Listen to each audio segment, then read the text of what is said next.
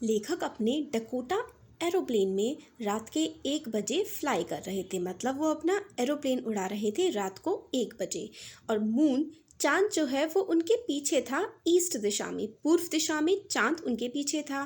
तारे आसमान में चमक रहे थे और आसमान काफ़ी ज़्यादा साफ था।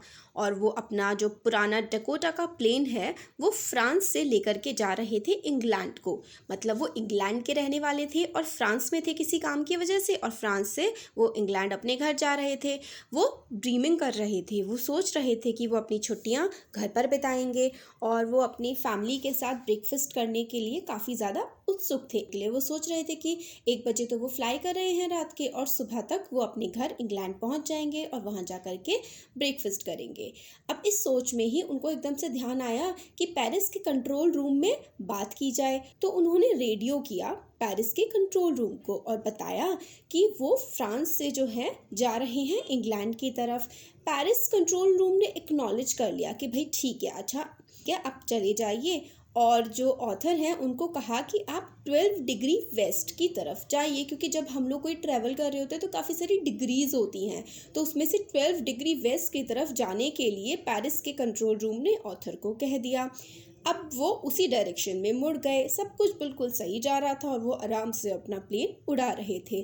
पेरिस जो है वो 150 किलोमीटर्स पीछे छूट चुका था। मतलब वो पेरिस से 150 किलोमीटर्स आगे निकल गए थे, आराम से चल रहे थे। फिर एकदम से क्या होता है, स्टॉर्म आ जाता है, जैसे बवंडर सा आ गया हो बादलों में, ऐसा हो जाता है। हर तरफ क्या होता है, बिल्कुल ऐसा लगता है जैसे कि काली काली क्या हो, माउंटेन्स हो। हर तरफ काली पहाड़ियाँ सी उनको दिखाई देने लगती हैं। उनको समझ में नहीं आ रहा होता है कि उनके ऊपर से वो प्लेन उड़ा करके कैसे लेके जाएं, और बिल्कुल वो हैरान परेशान से हो जाते हैं। उनको समझ नहीं आ रहा होता है कि वो अब करें तो करें क्या।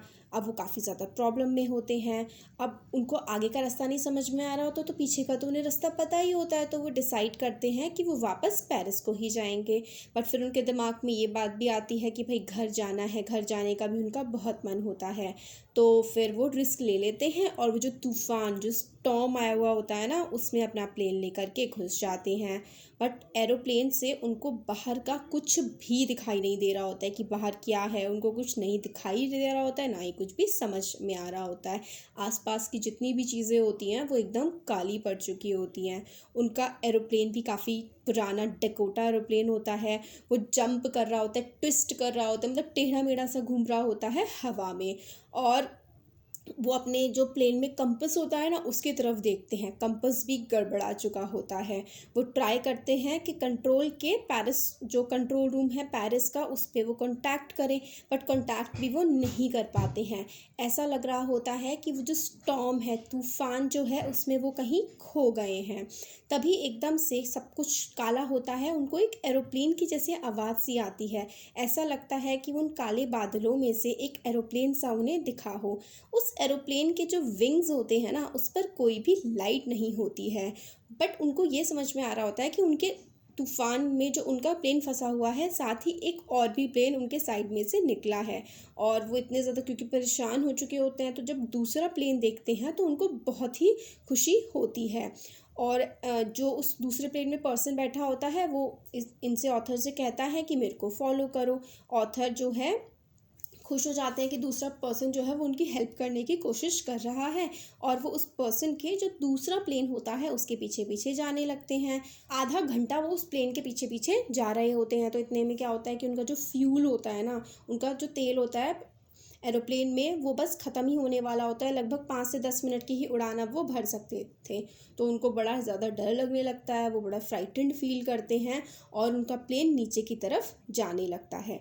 सडनली वो सोच रहे होते हैं कि गया भाई मैं तो काम से। बट एकदम से क्या होता है कि वो रनवे पे आ जाते हैं। रनवे जहाँ पर प्लेन लैंड करता है, वो एकदम से रनवे पे पहुँच जाते हैं और उनका प्लेन रुक जाता है वहाँ पे। फिर वो प्लेन से उतरते हैं और वो देखते हैं कि वो जो ब्लैक एरोप्लेन था ना, जो उनको तूफान में मिला था, उसको मतलब जाएं उस पर्सन को थैंक यू बोलें, उनको थैंक करना चाहते हैं क्योंकि दूसरे पर्सन ने तो उनकी जान बचाई थी। तो बट वो देखते हैं कि आसमान तो पूरा का पूरा खाली है, तो फिर वो कंट्रोल रूम में जाते हैं। कंट्रोल रूम में जा कर के वो वुमेन से पूछते हैं कि भाई वो दूसरा प्लेन जो था वो कहाँ था। वो औरत बड़े अजीब तरीके से ऑथर की तरफ देखती है और हंसने लगती है। वो कहती है कि आपके प्लेन के अलावा यहाँ और कोई प्लेन आया ही नहीं है। अब ऑथर जो होते हैं वो बड़े हैरान परेशान हो जाते हैं। भाई उनको एक प्लेन ने इस तूफान से बचाया था, और ये जो कंट्रोल रूम की लेडी हैं वो ये बोल रही हैं कि कोई प्लेन ही नहीं है।